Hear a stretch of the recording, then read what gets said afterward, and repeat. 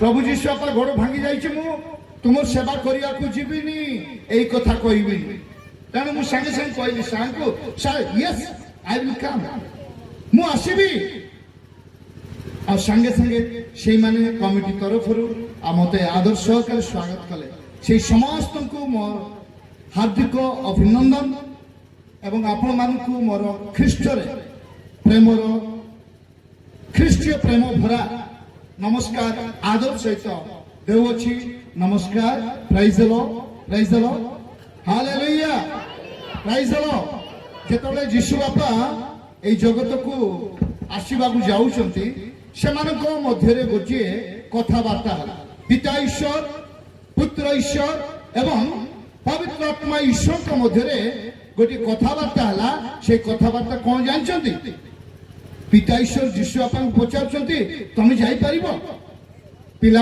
जापर यीशु बापा कहले जे आज्ञा मुझे जापरि कहीं जीविनी जीवी पवित्र आत्मा ईश्वर कहते जे जदि तुम्हें जीव तुमको बहुत कष्ट उठेबा पड़े यीशु बापा कहले कि कष्ट नहीं तुम्हें मरवा पड़े मानव जगत मरवा पड़ब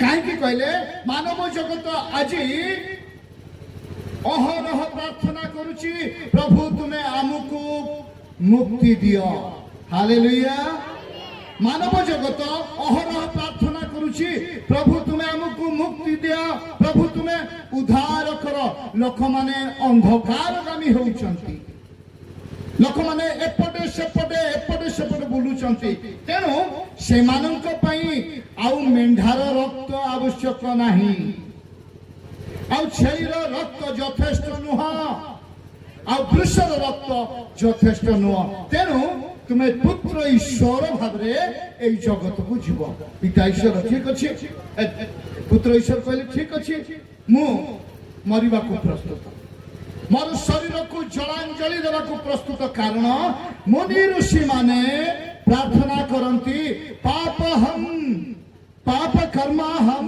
पापत्मा पाप संभव त्राहि स्वसम पंडुरी रक्षक सर्व पाप हरि हरे यार अर्थ होची मोर पाप अछि मो पाखरे पाप अच्छी और मोर पाप स्वरूप समस्त कर्म संबंधी यही समस्त विषय केबे मोचन हुए नहीं जेते बेले पर्यंत निर्दाग निखुंत रक्त प्रवाहित है हालेलुया प्राइज द लॉर्ड आज्ञा लोक माने कहती जे नहीं आउ एटा केवल ख्रिस्टियन मानकर यीशु बापा नहीं यीशु बापा को ख्रिस्टियन मानकर ईश्वर बोली केवल कहती नाई आज्ञा लूक 2:10 पदर लिखा अच्छी से जेतले इनकार्नेट होउचंती से जेतले अवतार धारण करूचंती सेही समय रे देखंतु कोन लिखा अछि लूक 2:10 पदर लिखा अछि सेथिरे दूत सेमानंकु कहिले भय कर नाही देखो मु समस्त लोकंकर अत्यंत आनंदजनक सुसमाचार शुणाउछि हालेलुया जोर से कहबा कि से प्रभु यीशु निमंते हालेलुया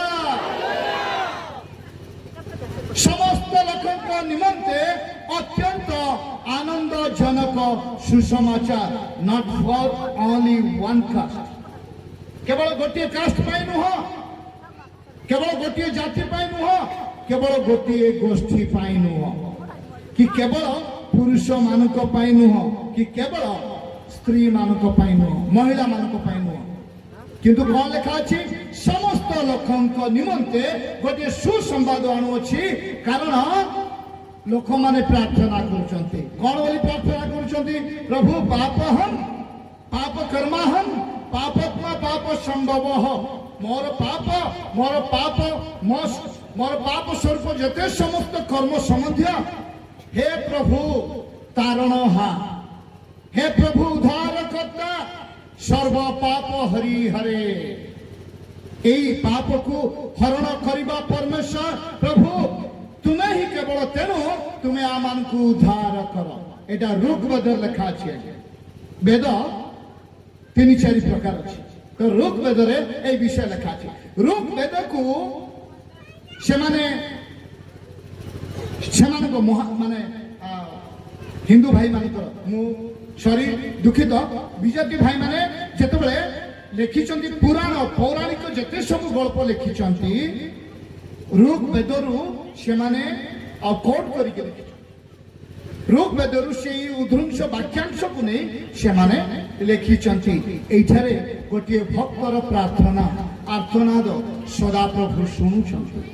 ମୁନି ଋଷି ପ୍ରାର୍ଥନା କରୁଛନ୍ତି ଯେ ମୋର ପାପ କର୍ମ ଅଛି, ମୋର ଯେତେ ସମସ୍ତ ସମ୍ବନ୍ଧୀ ଅଛି, ପାପ ସମ୍ବନ୍ଧୀ ଅଛି, ସେଇ ସମସ୍ତକୁ କିଏ ହରଣ କରିବ?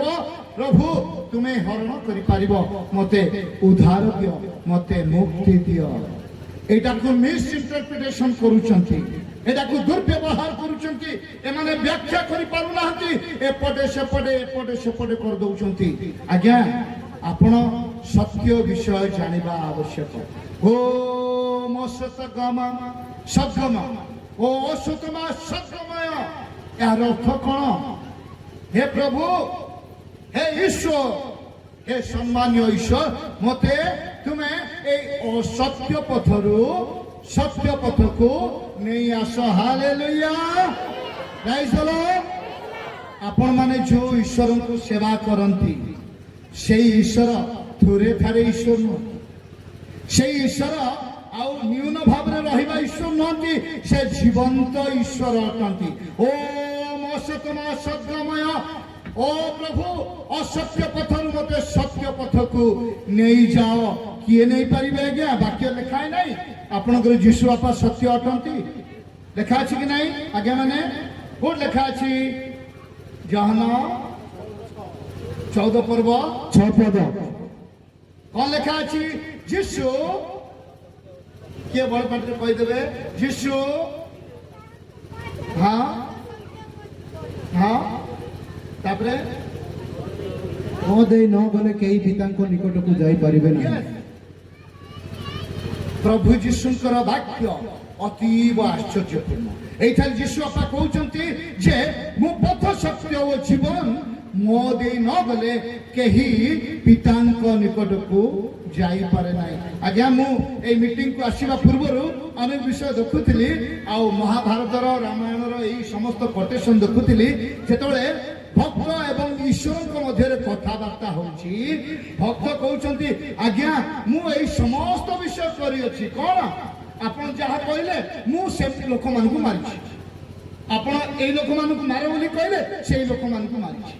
ଆପଣ କହିଲେ ଏଇ କାମ କର ବୋଲି କହିଲେ, ମୁଁ ସେଇ କାମ କରିଛି। ତ ମତେ ବର୍ତ୍ତମାନ ପାପରୁ ମୁକ୍ତି ଦରକାର। ହାଲେଲୁୟା, ପ୍ରାଇଜ୍ ଦ ଲର୍ଡ। ପାପରୁ ମୁକ୍ତି ଦରକାର।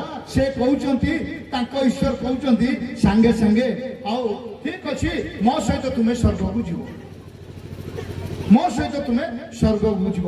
କିନ୍ତୁ ଯୀଶୁ ବାପା କଣ କହୁଛନ୍ତି? ମୁଁ ପଥ, ସତ୍ୟ ଓ ଜୀବନ, ମୋ ଦେଇ ନ ଗଲେ କେହି ପିତାଙ୍କ ନିକଟକୁ ଯାଇପାରେ ନାହିଁ। ଏତେ ନିଃସ୍ୱାର୍ଥପର ଆମଙ୍କର ଯୀଶୁ ବାପା, ଏତେ ନିଃସ୍ୱାର୍ଥପର।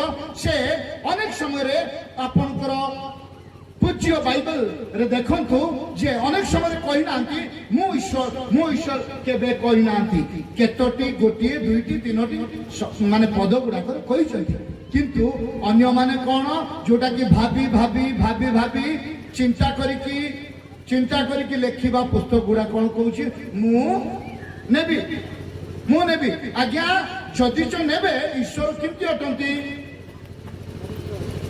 ଈଶ୍ୱର ପବିତ୍ର ଅଟନ୍ତି। ଠିକ ଅଛି, ବଢିଆ ଆନ୍ସର। ଈଶ୍ୱର ପବିତ୍ର ଅଟନ୍ତି। ଆଉ ମୁଁ ଏଇ ସମୟରେ କହିବା ପାଇଁ ଚାହେଁ, ଈଶ୍ୱର ନିରାକାର ଅଟନ୍ତି। ହାଲେଲୁୟା।